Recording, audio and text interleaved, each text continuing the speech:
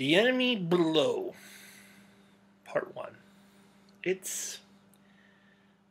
I've almost don't want to do this video because the more I think about the episode, the less I like it. It's not bad. It's just the things that are wrong with it really stick in my craw, really bother me. This is the Atlantis arc, I guess, the set of episodes. I've only seen the first one. And my first major gripe is they took Arthur, Aquaman, and I know they're pressed for time and they don't have the ability to sit and create this complex, nuanced character. So they just made him Namor. Now, I mean, Namor is an incredibly watchable character, and certainly more contemporary interpretations of Aquaman have had him act a lot more like Namor, his Marvel counterpart. But Arthur's supposed to be more than that. He's got more layers. Namor's just one note, which is why he's a one-note asshole. Which is why I love to hate Namor. I have a passionate, loving hate of Namor. Anytime Namor's in a comic, I'm just waiting for someone to punch him, and I have a little fangirl squee.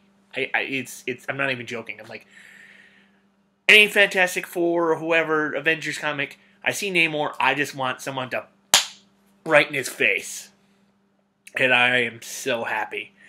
So in this episode, when Aquaman gets attacked and blown up and thrown around, I'm kind of, that part of my brain goes, it's just a palette swap for Namor. And I'm like, he's getting his ass beat. Which is childish and stupid, but I own it. I own it. You punch an entitled Atlantean ruler. Somehow I'm a happy guy. But, you know, Arthur is not Namor. Namor is his own thing. You are taking this, I won't say interesting, I don't really care about Aquaman that much. I've bought the occasional Aquaman comic, but and I've read Justice League over the years. I don't hate the character, I just don't give a crap about him. Which I guess if I have a choice between actively, lovingly hating a character and not giving a crap about him, I guess for me personally, it's better. But I think it is a disservice to the character. I understand why they did it. I get it. It's once again, it's the magical time crunch, and you don't have. I mean, they try to throw on a little bit of complexity with Arthur looking at his son and wondering what kind of world is going to be brought in.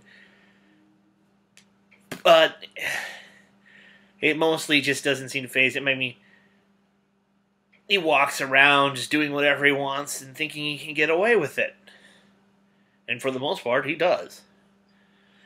I mean, he walks into the World Assembly, you know, our magic from the first set of episodes, not UN building, even though his country is not recognized, and he's committed multiple felonies. Just even getting there, just wrecking stuff and punching people and assaulting police officers. You know, things everyone can do and no one cares. You know, no, I mean, he doesn't, I mean, come on, guys, he doesn't have diplomatic immunity, he doesn't have crap. And there are other metahumans in the world. I would have loved so much if they would have thrown him in the clink. It would have been so great. I would have been, It's that Namor hate again. It's like I would have so enjoyed it. But once again, once I stop and I go, put that love to hate thing aside, I go, well, this character is more complex and there is more to him. He is layered.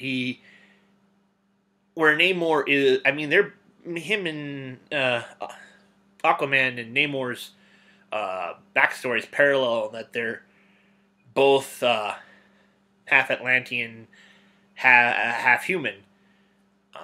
But where Namor is very much I am the prince of I am the king of the sea. I'm Atlantean. You can kiss my ass. Aquaman has more traditionally tried to straddle that line and be a bridge. And I think in stripping him down to just the arrogant ruler, you lose some of the complexity and the charm of what little there is for Aquaman. Gripe number 2, and this is the biggest character to service, is Jon Stewart in this episode. Good grief. They really, if they wanted to, they should have had in Blackest Night run after this, because it would make more sense. You just had Jon Stewart go on and be in a public trial where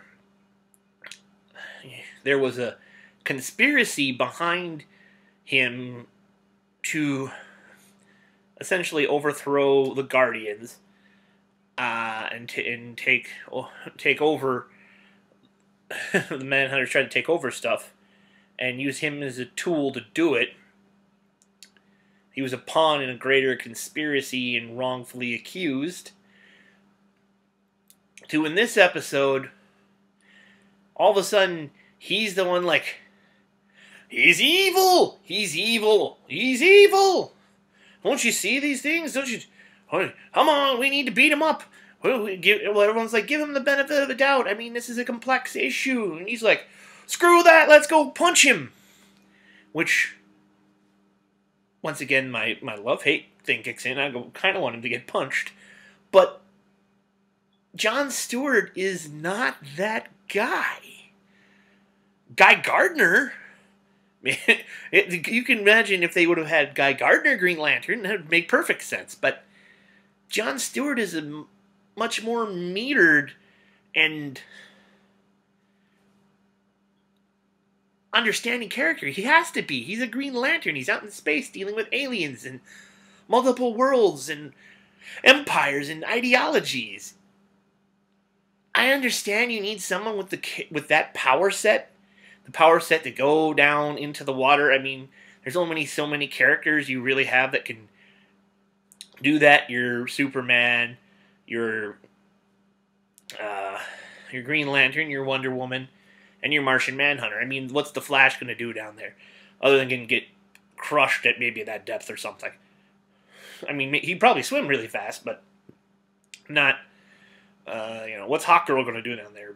Swim and hit people with maces, I guess, but it's, when you start really thinking about pressures and depths of the sea, it's not really his thing. Or her thing, for that matter. But John, and I guess if they would have started, and they've not, I mean, kind of with his buzz cut and his demeanor and my personal knowledge of the character, I know he has a military background. They've not put that into the show explicitly, but, and so when the sub gets, a sub is apparently in Atlantean water, which I've always never understood. Where does Atlantean water start? Is there a depth level? Is there a certain radius? I mean, where does this start? There's never any lines to it. It's pretty much wherever they say. You're trespassing is where are you going to argue? We're this far deep, now you're in our, I mean, does it go the entire way? Where are the borders of this? But they say, oh, you're in Atlantean water, so we're going to take your sub and you guys are going to go to jail because you suck. And Jon Stewart, who does have the military background, you could possibly see how being a former member of the military, to see these sailors threatened would ring a chord with him. But they don't explore that. Once again, I don't think they have the time. But I think the character as a whole suffers not only from them not addressing that, but then just having him be the, we've got to stop Aquaman. We've got to stop Aquaman. Everybody just wants to give him a chance or see what's going on. Let's just punch him. It's... I understand why it is, but it just does it so out of character. So out of character. The only other thing is, once again, in the interest of speed, they kind of do something... The Justice League does something incredibly reckless. Now, before they've officially... They don't, in the episode, when they attack the Atlantean forces to try to get the crewmen in the sub free, they don't identify them as Atlanteans. You can kind of work backwards and say that they knew that when they assaulted the ship, because they essentially just cut the ships in half. Now, if there's some kind of other humans, if there were humans at all in that, those people would drown. Those people would be dead. I mean, you just need, like, one little piece of dialogue. Oh, it's the Atlanteans. And at least, cutting the ship in half you go, okay, they'll just swim out and be safe, which is what happens. But then you have to stop and think and go, wait a minute, they're cutting the ship in half. What happens if Joe Schmo Aquadude is sitting, standing right in the middle of where they cut it? He's split in half. I mean, I understand it's really fast, it's dynamic action. I get it. But once again, they could have had Superman stop they didn't need to have Green Lantern do it. Superman stops, uses his telescopic vision, finds exactly where he could cut it in half without harming anyone. It's like a 2-second scene. And I know time crunch, but it would have alleviated my cringe at that. It's nothing that breaks the episode. I seem to be nitpicking a lot in these videos, but it's really just because I think with a little bit more planning and a little bit of the stop and try to think about how characters actually their how they should act would make for a stronger show. I hear it gets stronger as it goes. I hear season 1 is a very mixed bag, but I have to judge the episodes as I see them, and there are issues that mostly I feel due to the time crunch that they're under. They don't stop to explain or think about the ramifications of those actions. But I've kind of hit a wall here, so on to part 2, where hopefully everything gets resolved and they punch Aquaman a whole bunch more.